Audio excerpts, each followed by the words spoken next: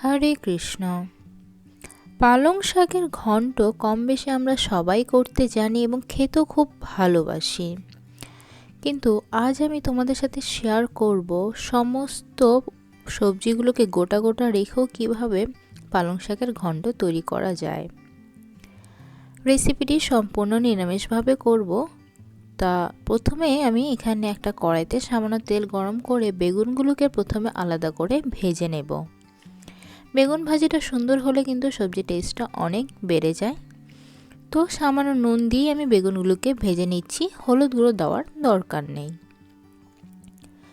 তো সামান্য নুন দিয়ে মিডিয়াম আঁচে এগুলোকে হালকা লাল হওয়া পর্যন্ত ভেজে নিচ্ছি।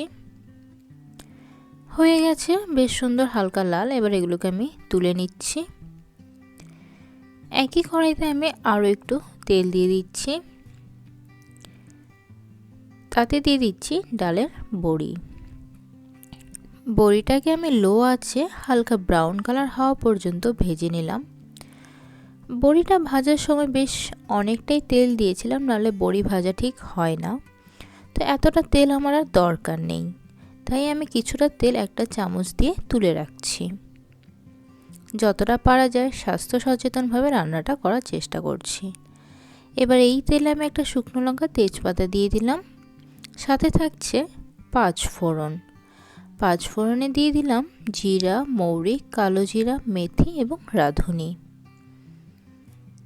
মশলাগুলোকে ভালো করে ভেজে দিয়ে দিচ্ছি আদা পেস্ট, নুন, হলুদ গুঁড়ো। সমস্ত উপকরণগুলোকে বেশ কিছুক্ষণ ধরে কষিয়ে নেব। কষিয়ে নেওয়ার পর দিয়ে দিচ্ছি ছোট করে কেটে নেওয়া আলু এবং সিম।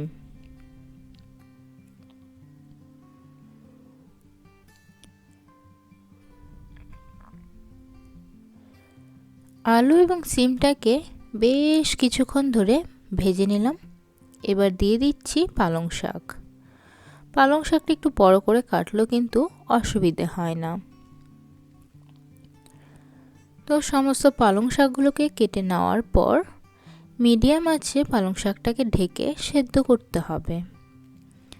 তো শাকটাকে আমি বেশ সুন্দর করে সেট করে নিলাম। এবার এটাকে ঢেকে দিচ্ছি এবং মিডিয়াম আঁচে আমি 5 মিনিটের জন্য এটাকে সেদ্ধ করে নেব। 5 মিনিট কিন্তু হয়ে গেছে এবং সেদ্ধটাও খুব সুন্দর হয়েছে। আর পালং শাক থেকে কিন্তু জল উঠবেই। তো এতটা জল শুকিয়ে বা টানিয়ে নিতে অনেকটা টাইম প্রয়োজন, তাই এখানে আমি একটু দিয়ে দেব চালের গুঁড়ো। এটা কিন্তু কেনা চালের গুঁড়ো। চালের গুঁড়োটা দিলে কিন্তু জলটা কয়েক সেকেন্ডের মধ্যে টেনে যাবে এবং সমস্ত সবজিগুলো খুব সুন্দরভাবে একে অপরের সাথে মিশে যাবে। তো চালের গুঁড়োটা দেওয়ার পর হাই ফ্লেমে আমি চালের গুঁড়োটাকে বাকি ইনগ্রিডিয়েন্টসগুলোর সাথে ভালো করে মিশিয়ে নিয়ে দিয়ে দিলাম ভেজে রাখা বেগুন এবং ডালের বড়ি দিয়ে আরও 2-3 মিনিট আমি হাই ফ্লেমে সমস্ত উপকরণগুলোকে একটু হালকা ভাজা ভাজা করে নামিয়ে নিলাম এবং সার্ভ করে দিলাম পালং ঘন্ট। তো বন্ধুরা, তোমাদের কেমন লাগলো কমেন্টে অবশ্যই জানিও। ভিডিওটি দেখার জন্য অনেক অনেক ধন্যবাদ। বাই।